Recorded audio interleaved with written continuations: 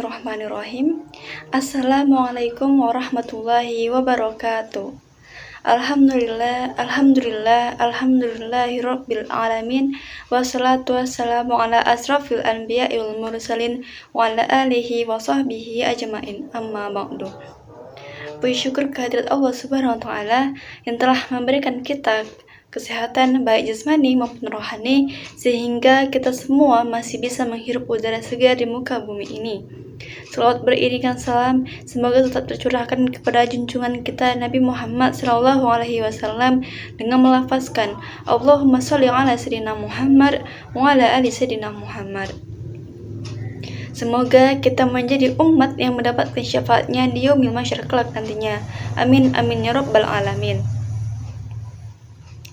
Sahabat-sahabatku yang dirahmati Allah, adapun ceramah singkat pada hari ini mengenai nuzulul Quran.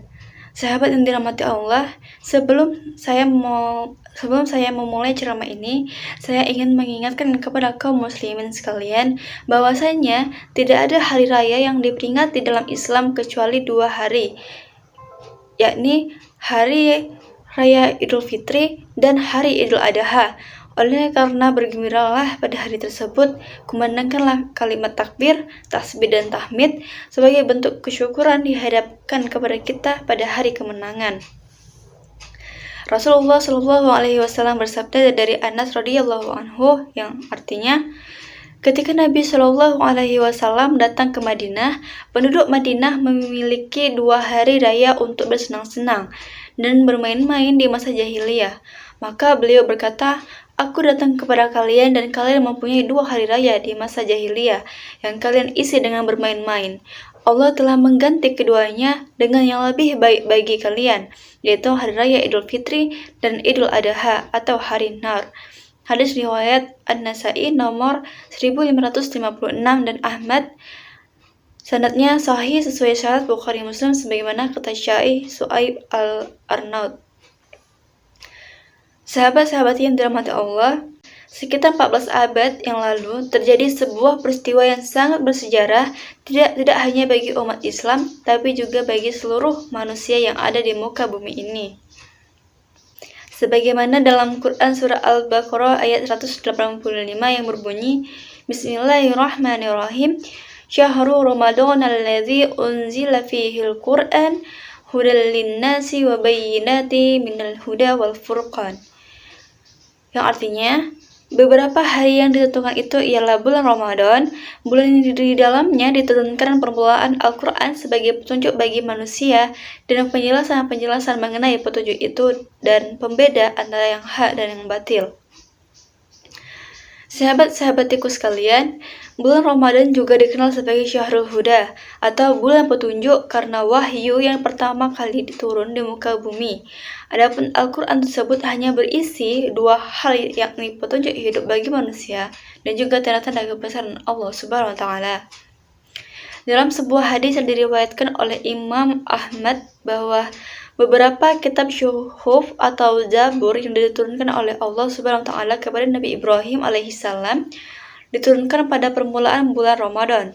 Kemudian Taurat diturunkan kepada Nabi Musa alaihissalam pada malam ke-6 di bulan Ramadan. Sedangkan kitab Injil diturunkan kepada Nabi Isa alaihissalam pada malam ke-13 Ramadan. Kemudian seperti yang kita ketahui, Al-Quranul Karim diturunkan pada malam ke-17 Ramadan di Gua Hira melalui perantara malaikat Jibril. Seperti yang telah dijelaskan pada Quran surah Al-Baqarah mengenai Al-Quran sebagai petunjuk bagi manusia, membaca Al-Quran 1 huruf saja merupakan 1 kebaikan bagi pembacanya. Kemudian kebaikan itu akan dilipat gandakan oleh Allah Subhanahu wa taala.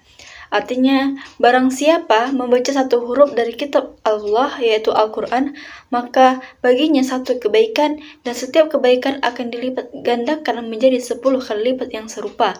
Hadis riwayat At-Tirmizi, hadis hasan sahih. Pahala membaca Al-Quran tidak hanya sebatas itu. Bahkan, orang yang paling baik adalah orang yang belajar Al-Quran dan mengamalkannya, kemudian mengajarkan kepada orang lain. Hal ini seperti hadis yang diriwayatkan oleh Al-Bukhari, yang artinya, sebaik-baik di antara kalian adalah orang yang belajar Al-Quran dan yang mau mengajarkannya. Hadis riwayat Al-Bukhari. Jika surat kabar atau koran yang datang tiap hari ke rumah kita, bisa kita baca di pagi hari padahal informasi di dalamnya terkadang tidak penting sama sekali, dan bahkan ada informasi yang salah. Mengapa Al-Quran yang sudah dijamin kebenarannya dan disertai dengan ilmu yang sangat penting tidak hanya di dunia tapi juga di akhirat kita tinggalkan?